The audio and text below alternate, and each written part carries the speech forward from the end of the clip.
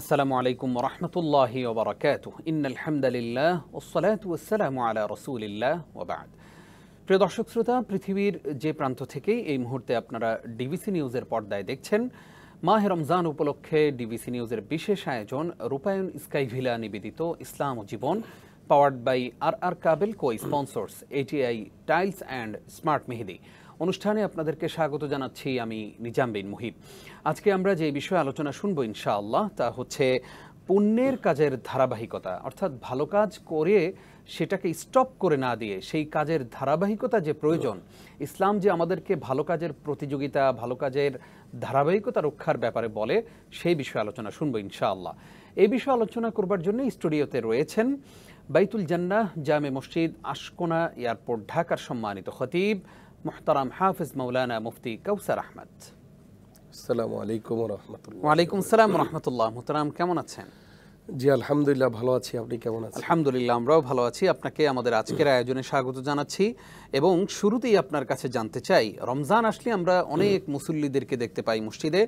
রমজান চলে গেলে মুসল্লি সংকটে মসজিদগুলো ভোগে, কেমন যেন হারানো বিজ্ঞপ্তি দেয়া হয় যে এই মসজিদের অনেক মুসল্লি হারিয়ে গেছে, হ্যাঁ, তাদেরকে খোঁজ পেলে তাদেরকে মসজিদে পাঠিয়ে দিন। আপনি বলবেন যে এই যে ভালো কাজ আমরা শুরু করলাম রমজানের শুরুতেই, রমজান শেষ, আমাদের ভালো কাজ শেষ, সালাত শেষ, এরপরে সিয়াম তো শেষই, এই যে নেক কাজ আমরা স্টপ করে দিলাম, ইসলাম আসলে এ ব্যাপারে কি বলে?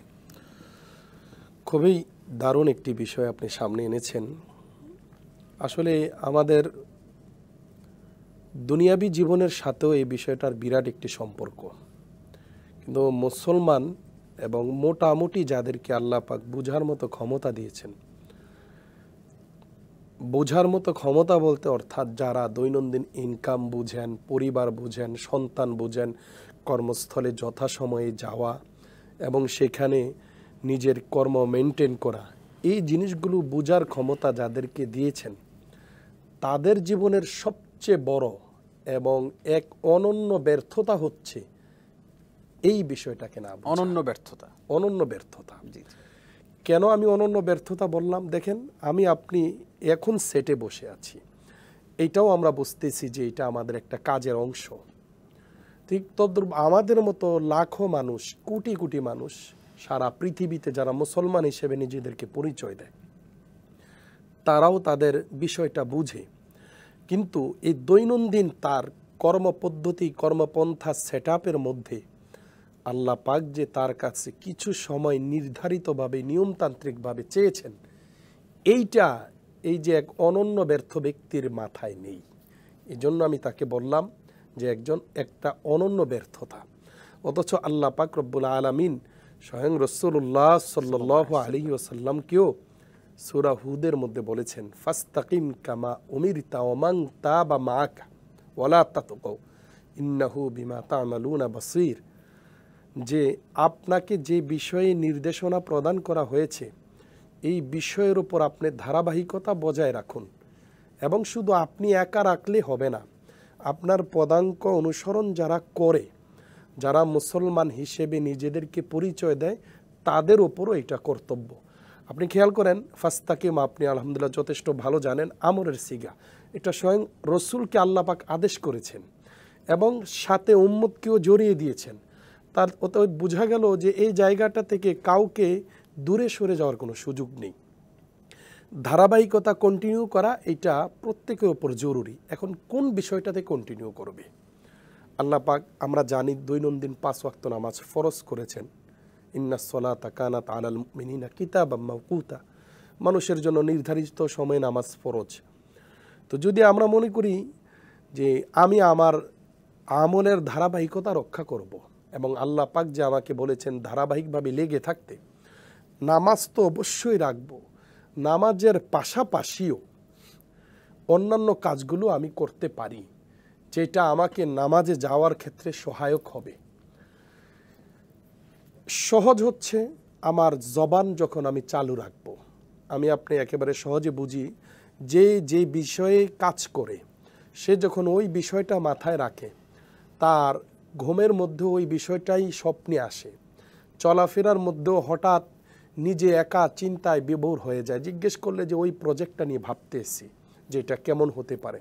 জি, তো ভাবনাটা যেমন আসে ঠিক তদ্রূপ একজন মুসলমান যখন আল্লাহকে নিয়ে ভাবে, নিয়মতান্ত্রিকভাবে ভাববে, আর ভাবার সহজ বিষয় হচ্ছে তার জবানকে চালু রাখা।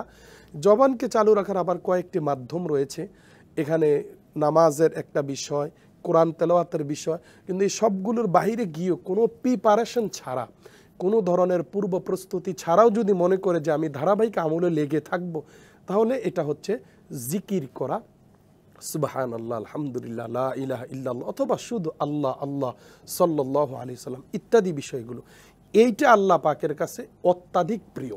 মানে কন্টিনিউ যদি কেউ 2 রাকাত প্রতিদিনই সে 2 রাকাত করে নফল নামাজ পড়লো, 2 রাকাত করে তাহাজ্জুদের সালাত আদায় করলো, একদিন 100 রাকাত পরে বাকি দিন স্টপ করে দেওয়ার চাইতে কন্টিনিউয়াসলি সে আমলটাকে জারি রাখলেই সে আমলটাই আল্লাহ তাআলা পছন্দ আল্লাহর কাছে পছন্দনীয়। আপনি সুন্দর বলেছেন, 2 রাকাত নামাজের কথা বলেছেন। রাসূলুল্লাহ সাল্লাল্লাহু আলাইহি সাল্লাম একদিন আসরের নামাজের পর ঘরে এসে 2 রাকাত নামাজ পড়লেন। জি, সাহাবী রাসূলের স্ত্রী জিজ্ঞেস করলেন, ইয়া রাসূলুল্লাহ, আপনি আসরের পর আজকে নামাজ পড়তেছেন কেন? রাসূল সাল্লাল্লাহু আলাইহি সাল্লাম এই প্রশ্নের জবাবে কি বলেছেন আমরা জানবো ইনশাআল্লাহ ছোট্ট একটি বিরতির পর।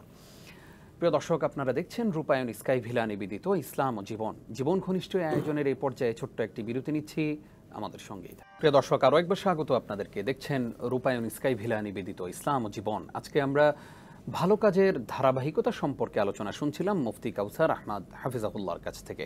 মোহতারাম, আপনাকে আরও একবার স্বাগত। আপনি আমাদেরকে একটি হাদিস শোনাচ্ছিলেন যে আয়েশা রাদিয়াল্লাহু তাআলা আনহা জিজ্ঞাসা করলেন, ইয়া রাসূলুল্লাহ, আপনি আসরের নামাজের পরে কেন 2 রাকাত নামাজ পড়লেন?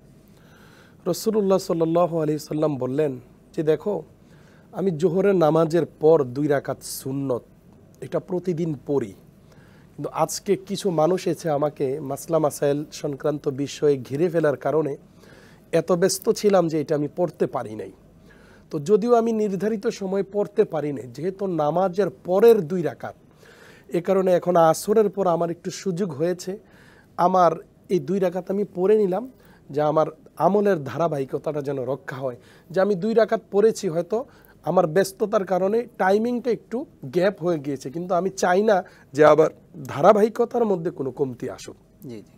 তো রাসূলুল্লাহ সাল্লাল্লাহু আলাইহি সাল্লামের এই জায়গাটাতেই তখন সাহাবায়ে কেরাম অবাক হলেন যে 2 রাকাত নামাজ সুন্নত, এটাও রসুল ধরে রাখলেন। আয়েশা রাদিয়াল্লাহু তাআলা আনহা প্রশ্ন করলেন, উনি হাদিসে বলেন যে রসুলকে প্রশ্ন করেছে, ইয়া রাসূলুল্লাহ, আইয়ুল আমালি আহাব্বু ইলাল্লাহ, আল্লাহর কাছে কোন আমলটা বেশি প্রিয়? রাসূল সাল্লাল্লাহু আলাইহি সাল্লাম এখানে অনেকগুলো বিষয় বলেছেন, এর মধ্যে একটা বিষয় প্রথমেই বলেছেন আসসালাতু আলা ওয়াক্তিহা, যে নামাজ যথাসময়ে পড়াটা আল্লাহর কাছে একটা পছন্দের আমল।